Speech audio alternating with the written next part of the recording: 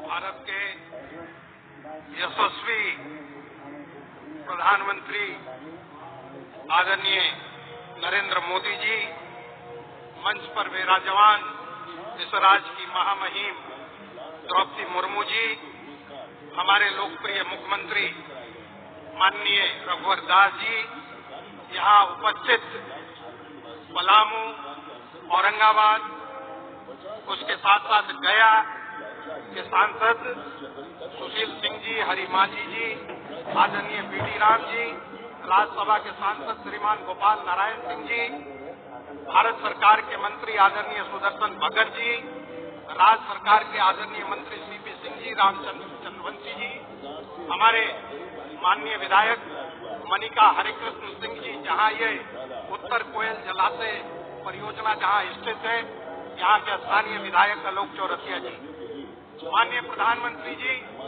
आज आपका स्वागत करते हुए मन और मस्तिष्क दोनों भाव शून्य है, वाणी भी मौन है। आज एक सपना जो पिछले 45 साल से देखा जा रहा था, वह स्वप्न आज एक सच्चाई का आकार ले रहा है।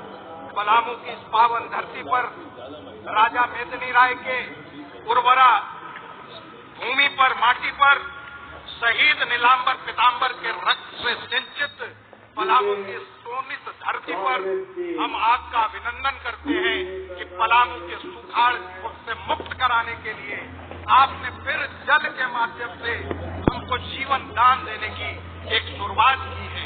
अन्यथा हम लोग तो ये भूल चुके थे। 45 साल के संघर्ष से लगातार राजनीति होते रही, लेकिन किसी ने यह सुध नहीं लिया कि पलामू की प्यासी धरती के को उसके पानी के माध्यम से उसकी प्यास बुझाने की कोशिश हो। आज आजादी के 70 वर्षों बाद हमारे सपनों को आकार मिला है, हमारे पंखों को आसमान नापने का हौसला मिला है, हमारी आंखों को रोशनी और दृष्टि का विस्तार मिला है, गरीबों को सरकार का सहारा और विश्वास मिला है, माता बहन बेटियों को उनका सम्मान मिला है, जनता की मौन आवाज को मुखर अभिव्यक्ति का अधिकार मिला है। आज इस अवसर पर पलामू की इस पावन धरती पर माननीय प्रधानमंत्री जी, हम सब आपका स्वागत करते हैं और साथ ही साथ आपको बताना चाहेंगे कि इस अकाल की धरती पर कैसे राजनीति हुई। 1991 में भारत के तत्काल प्रधानमंत्री यहाँ अकाल देखने आए थे इसी एयरपोर्ट पर, और तब के जिला प्रशासन ने बगल के एक गांव के कुएं में टैंकर से पानी भरवा दिया और तत्कालीन प्रधानमंत्री खुश होकर चले गए कि कुएं का वाटर लेवल तो ठीक है, यहाँ अकाल नहीं है। इस प्रकार नीतिगत पक्षपात के तहत सरकारें चलती रही, लेकिन आपने हमारे सपनों को साकार किया है। माननीय प्रधानमंत्री जी, ये पलामू का अकाल हम कह सकते हैं कि मानव निर्मित और व्यवस्था द्वारा पैदा किया गया है। ये मैन मेड और सिस्टम मेड है। अन्यथा आपने तो कितनी नदियों के माध्यम से गुजरात की सूखी धरती में पानी पहुंचाया, यहाँ नदियों की कमी नहीं है।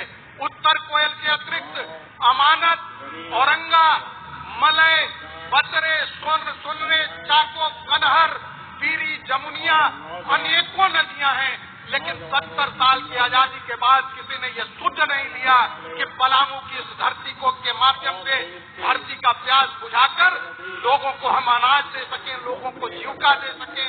हमको पलायन के दंश झेलने के लिए भेज दिया गया, लेकिन आज 70 वर्ष के आजादी के बाद और 45-46 साल के बाद आपने जो इसको सपने को, जो एक स्वप्न देखते अनेकों पीढ़ियां गुजर गई, उस स्वप्न को जो आकार देने के लिए आपका आगमन हुआ है, यह एक ऐतिहासिक क्षण है।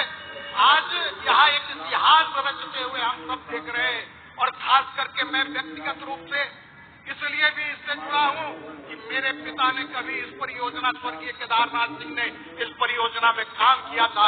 आज उनकी भी आत्मा को शांति मिली होगी। मैं आपको याद दिलाना चाहता हूँ माननीय प्रधानमंत्री जी कि 16 अगस्त 2017 को जब आपने कैबिनेट से स्वीकृति दी थी तो उन्होंने बहुत प्रसन्नता जाहिर की थी और पूरे क्षेत्र में खुशियां फैली थी।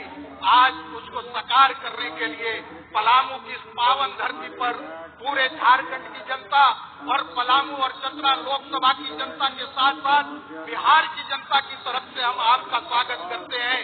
खास करके औरंगाबाद के सांसद 2009 से ही लगातार इस पार्लियामेंट में इस विषय को उठाते रहे, लेकिन यूपीए की सरकार ने कुछ किया नहीं, राजनीति करती रही।